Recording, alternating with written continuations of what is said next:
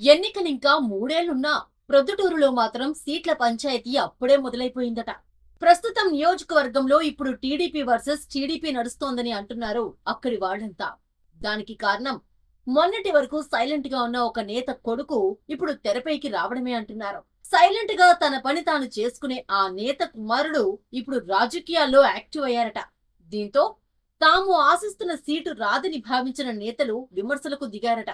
విమర్శలు ప్రతి విమర్శలతో ఒకే పార్టీ వారు తిట్టుకుంటుంటే పార్టీ ఏమవుతుందని ప్రశ్నిస్తోందట క్యాడర్. అందుకే మొన్న ఆ పార్టీ పెద్దొచ్చినప్పుడు స్వీట్ వార్నింగ్ కూడా ఇచ్చారని, సైలెంట్ గా ఉండాలని ఇద్దరికీ చెప్పకనే చెప్పారని మాట్లాడుకుంటున్నారు కార్యకర్తలు. మరి ఎవరా నేత కొడుకు? ఎవరి మధ్య ఈ మాటల యుద్ధం నడుస్తుంది? Let's watch the story.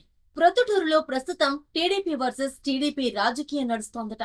నిజానికి ఈ పరిస్థితులు గతంలోనే ఉన్నప్పటికీ అవి ఇప్పుడు ఇంకాస్త ఎక్కువయ్యాయని మాట్లాడుకుంటున్నారు కార్యకర్తలు. కారణం ఇద్దరు ముఖ్య నేతల మధ్య వాగ్వాదమే కారణం. ప్రస్తుతం వరదరాజులు ప్రొద్దుటూరుని ఎమ్మెల్యేగా వ్యవహరిస్తున్నారు. అయితే ఇటీవల జరిగిన ఒక కార్యక్రమంలో ఆయన ఒక సంచలన ప్రకటన చేశారు.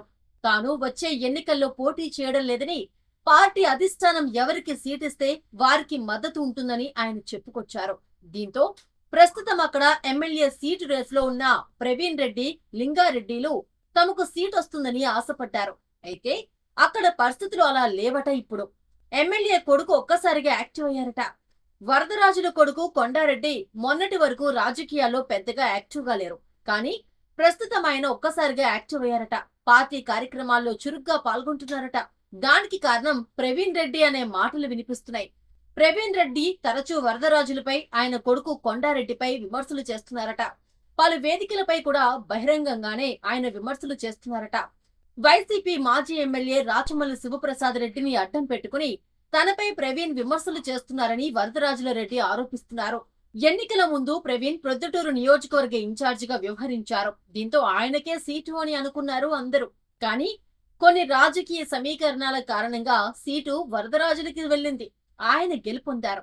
అయితే అప్పట్నుంచి ప్రవీణ్ వారిపై విమర్శలు చేస్తూనే ఉన్నారట. అందుకే ఆయనకు పార్టీలో ఎలాంటి సముచిత స్థానం కల్పించలేదని అనుకుంటున్నారట అందరూ. దీంతో ఇప్పుడు విమర్శలు మరింత ఎక్కువయ్యాయని అనుకుంటున్నారు. అసలు ప్రవీణ్ కి ప్రొద్దుటూరుతో సంబంధం లేదని, ఆయనకు ఇక్కడ క్యాడర్ లేదని, కమలాపురం అతని సొంత నియోజకవర్గం అని వరదరాజుల వర్గం చెబుతోంది.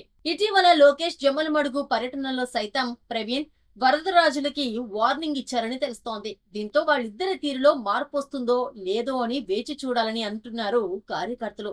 ఏదేమైనా పార్టీ బలోపేతం కోసం ఎవరు కృషి చేస్తే వారికే జై కొడతామంటున్నారు తెలుగు తమ్ముళ్ళు.